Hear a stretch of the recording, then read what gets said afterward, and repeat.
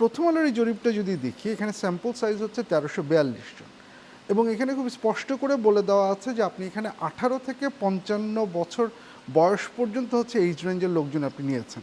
এবং তার যারা মানে হচ্ছে, পত্রিকা পড়তে পারে। হ্যাঁ, তার মানে হচ্ছে 55 বছরের বেশি যেই ভোটার তারা কিন্তু এই জরিপের মধ্যে পড়েনি, নাম্বার ওয়ান। নাম্বার টু হচ্ছে যারা পত্রিকা বা অনলাইনে এসে পড়তে পারে।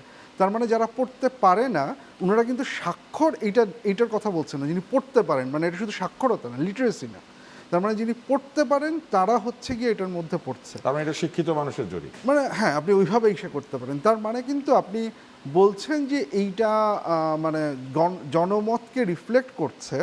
এইটা আসলে প্রকৃত অর্থে আমরা যেটাকে রিপ্রেজেন্টেটিভ স্যাম্পল বলি, এটা সেই রিপ্রেজেন্টেটিভ স্যাম্পল হয়েছে কি না সেই প্রশ্নটা হচ্ছে গিয়ে থেকে যায়। যে কারণ এখানে আপনি আসলে সত্যিকার অর্থে যেটা পেয়েছেন সেটা হচ্ছে যে শিক্ষিত 18 থেকে 55 বছর বয়সী জনগোষ্ঠীর হচ্ছে মতামত। এবং আমার একটা ব্যক্তিগত ধারণা, যেটা অন্যান্য জরিপগুলোর সাথে আমি কম্পেয়ার করে যেটা দেখি, যে টু সাম এক্সটেন্ট বিএনপির এই জরিপে বেশ খুশি হওয়া উচিত, পার্সেন্টেজ যাই হোক না কেন।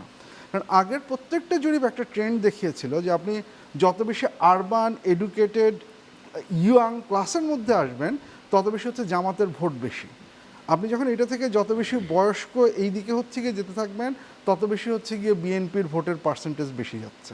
তো এখন যখন আপনি 55 থেকে 65 পর্যন্ত বা আরও বেশি এই ভোটের হিসাবটাকে যখন আপনি পুরোপুরি বাদ দিয়েছেন, তার মানে যেই চাংটা আপনি বাদ দিয়েছেন সেটার একটা বড় অংশ বিএনপির দিকে লিন হওয়ার কথা, যদি আমি বাকি জরিপগুলোর যে হিসাব সেটা নিই।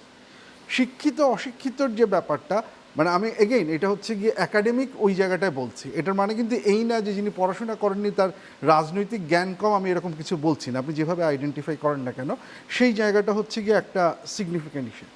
এইবার আসি হচ্ছে কি, তাহলে আপনার এই মতামত আপনি যেটা বললেন এই মতামতটাকে কিন্তু আপনার দেখতে হবে এই শিক্ষিত এই বয়স্ক এই জনগোষ্ঠীর হিসেবে। এবং দেখুন এইখানে পলিটিক্যাল সায়েন্সে আমরা একটা কথা বলি যে আমরা স্টেট মানুষকে দুই ধরনের লিবার্টি প্রোভাইড করে। একটাকে আমরা বলি নেগেটিভ লিবার্টি, স্টেট যেটা মানুষের কাছ থেকে কেড়ে নেবে না, মানে আপনার মত প্রকাশের স্বাধীনতা এটা স্টেট কখনো কেড়ে নিতে পারবে না। আপনার হচ্ছে গিয়ে অ্যাসেম্বলি করার স্বাধীনতা এটা স্টেট কেড়ে নিতে পারবে না, এটা হচ্ছে নেগেটিভ লিবার্টি। আরেকটা হচ্ছে পজিটিভ লিবার্টি, যেটা স্টেট আপনাকে দিতে বাধ্য হবে, যেমন আপনার খাবারের ব্যবস্থা, কর্মসংস্থানের ব্যবস্থা, এগুলো হচ্ছে স্টেট আপনাকে দিবে।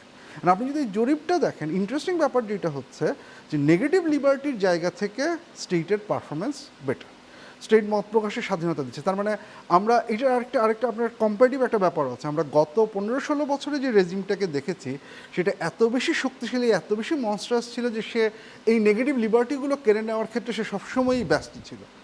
এবং ওই সরকারের বিভিন্ন জরিপে ওই সরকার আপনি দেখবেন যে 2018-19 পর্যন্ত তার রিলেটিভ পারফরমেন্স